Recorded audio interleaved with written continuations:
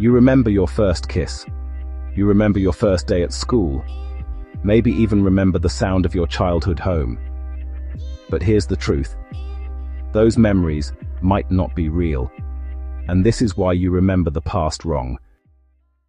When we think of memory, we like to imagine our brains as perfect recorders, storing our lives like a video archive we can rewind anytime.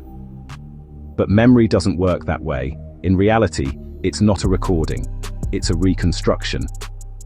Every time you recall a memory, your brain doesn't play it back. It rebuilds it, piece by piece, using clues, emotions, and guesses. Think of it like a document that you edit a little every time, except the old version gets overwritten. Over time, those tiny edits add up, until what you remember might be completely different from what really happened. Psychologists call this process reconsolidation. Each time a memory is recalled, it becomes flexible, unstable, and open to change. When you save it again, your brain stores the new version, slightly altered by your current emotions, knowledge, or even things you've seen or heard since. That means your memories are shaped not just by what happened, but by what you believe happened. In one famous experiment, psychologist Elizabeth Loftus showed how easy it is to plant false memories. She asked people to recall details from a car accident they'd seen in a video.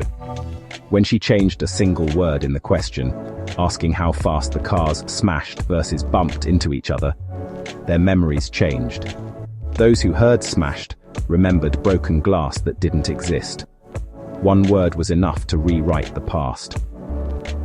Your brain isn't trying to lie, it's trying to make sense of things. It fills in gaps automatically, blending imagination and reality into one story. And because it feels so vivid, you trust it completely. That's why eyewitness testimony, for example, is often unreliable. Two people can watch the same event and remember completely different things. Your memories are also tied deeply to emotion. Moments of fear, love, or trauma get stored more vividly, not because they're more accurate, but because your brain marks them as important. The amygdala and hippocampus, two regions linked to emotion and memory, work together to make emotional experiences feel unforgettable, even if the details fade or twist over time. That's why you can remember how something felt, even if you've forgotten exactly what happened. Sometimes your brain doesn't just rewrite, it invents. This is called confabulation. It's not lying, it's the brain's way of filling blank spaces with its best guess. You might misremember who told you a story, or even take on someone else's memory as your own. Over time, stories shared by family or friends can blend into your own mental timeline. So you're sure you were there, even if you weren't. And memories don't only fade with time, they compete. Every new experience subtly reshapes your mental map, nudging older ones aside. It's like rearranging books on a shelf. The more you add, the harder it becomes to find the originals. The brain doesn't keep perfect order. It prioritizes meaning over accuracy. That's why you might forget the details of last week, but clearly remember something that happened 10 years ago, because it matters to your story.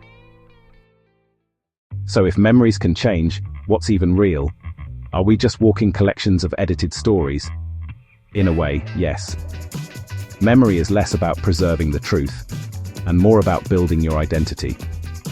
Your brain doesn't store events, it stores narratives. Each one helps you make sense of who you are and how you got here. Even false memories serve a purpose. They help maintain your sense of self. So when you look back, you're not recalling the past. You're reading the latest draft of your life story. Modern neuroscience has even shown that every act of remembering physically changes your brain. Each recall reactivates neurons, strengthens some connections, and weakens others. Memory isn't a place, it's a process, constantly evolving. And that's both terrifying and beautiful, because it means your past isn't fixed, it's alive. Maybe that's why nostalgia feels so powerful.